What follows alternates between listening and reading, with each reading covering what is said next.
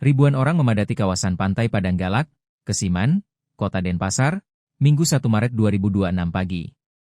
Mereka melakukan bersih-bersih pantai yang dipimpin langsung Gubernur Bali, Wayan Koster bersama jajarannya. Bersih-bersih pantai ini digelar sesuai dengan arahan dari Presiden Prabowo Subianto dalam rapat koordinasi pusat dan daerah pada 2 Februari 2026 lalu.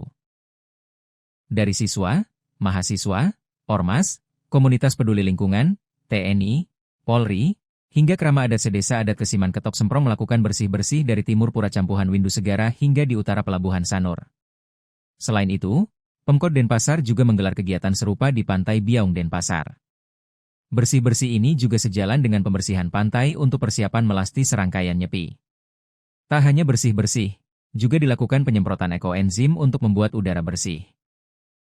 Wakil Kelian Petaju Banjar Dajantanglo Kesiman, AA Eka Risnawan mengungkapkan, dari Banjar pihaknya menerjunkan ratusan orang untuk kegiatan bersih-bersih. Ada edaran dari desa adat untuk mararesik jelang melasti dan serangkaian kegiatan gerakan Bali Bersih. Semua Banjar terlibat, paparnya. Gubernur Bali, Wayan Koster dalam pidatonya mengungkapkan jika permasalahan lingkungan, khususnya krisis sampah, kini telah menjadi isu krusial di tingkat nasional maupun internasional. Pertumbuhan penduduk, pesatnya roda ekonomi, dan tingginya angka pariwisata memberikan dampak signifikan terhadap kondisi lingkungan di Provinsi Bali. Koster menegaskan bahwa penuntasan masalah sampah kini ditetapkan sebagai program super prioritas mendesak bagi Bali. Ia juga menyampaikan bahwa isu lingkungan ini telah menjadi perhatian serius semua pihak, tak terkecuali Presiden Prabowo. Menindaklanjuti arahan Presiden dalam rapat koordinasi pusat dan daerah pada 2 Februari 2026, Pemprov Bali diamanatkan untuk mengeksekusi gerakan Indonesia Asri, aman, sehat, resik, indah.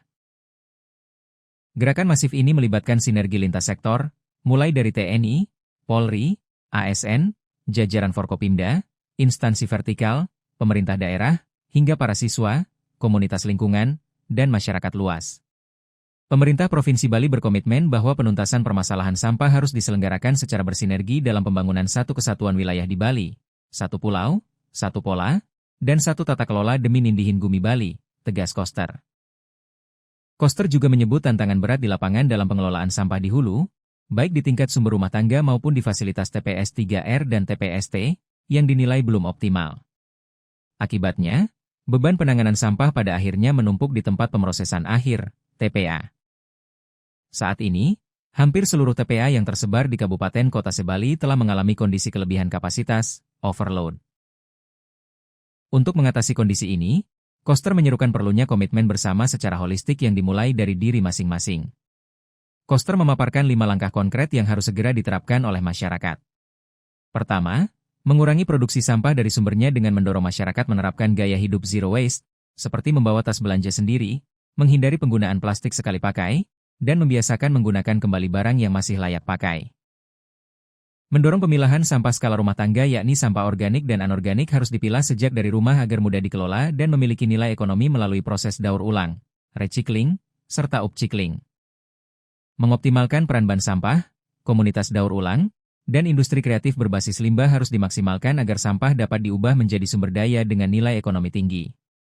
Keempat, meningkatkan edukasi dan sosialisasi tentang pentingnya tata kelola sampah yang baik harus ditanamkan sejak dini kepada anak-anak, remaja, dan masyarakat luas secara berkesinambungan. Serta mendukung inovasi teknologi agar proses pengolahan dan pemanfaatannya dapat berjalan jauh lebih efektif dan efisien. Sementara itu, wajah pengelolaan sampah di Bali bakal benar-benar memasuki babak baru di mana per hari ini, Minggu 1 Maret 2026, tempat pembuangan akhir, TPA, Suung resmi menghentikan seluruh aktivitas pembuangan sampah terbuka, open dumping. Di gerbang masuk TPA Suung, truk pengangkut sampah tertahan dan mengular panjang di sepanjang jalan Pulau Serangan.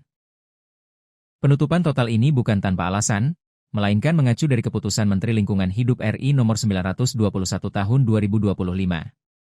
Pemerintah pusat meminta Pemprov Bali untuk menyetop sistem open dumping yang selama ini menjadi beban lingkungan di kawasan tersebut. Sejak pukul 7 WITA, personel dari Polsek Denpasar Selatan dibantu Polresta Denpasar telah bersiaga di lokasi untuk memastikan situasi tetap kondusif. Kapolsek Denpasar Selatan, AKP Agus Adi Paryoga mengungkapkan, penjagaan ini dilakukan untuk menjaga kondusivitas atas penutupan operasional TPA bagi kiriman sampah baru. Hasil pemantauan kami di lapangan menunjukkan TPA Suung dalam kondisi tertutup. Meski alat berat ekskavator milik DLHK Denpasar dan Badung berada di posisi standby, namun operator serta petugas di pos timbang tidak bertugas. Artinya, aktivitas pembuangan sampah memang tidak bisa dilayani lagi, beber AKP Agus. Kebijakan ini memicu efek akses jalan menuju TPA. Truk-truk pengangkut sampah dari wilayah Kota Denpasar dan Kabupaten Badung terjebak dalam antrean panjang. Para sopir memilih bertahan di sepanjang Jalan Pulau Serangan, berharap ada diskresi atau kejelasan mengenai lokasi pembuangan alternatif.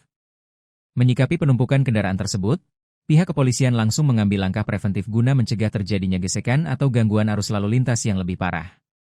Kami sudah turun langsung memberikan imbauan kepada para ketua kelompok dan sopir angkutan sampah. Kami meminta mereka tetap menjaga ketertiban dan tidak memblokir akses jalan sembari menunggu keputusan teknis lebih lanjut dari instansi terkait, DLHK, ujar AKP Agus.